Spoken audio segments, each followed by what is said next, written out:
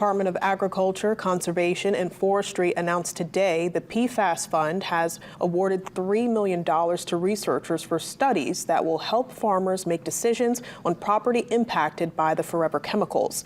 The 7 projects supported by the PFAS Fund will focus on detection in soil and other media, uptake by animals and plants, and remediation from soil.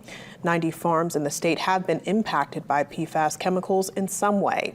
The $60 million PFAS Fund was established in 2022 to help farmers with financial assistance and to purchase contaminated land, among other things.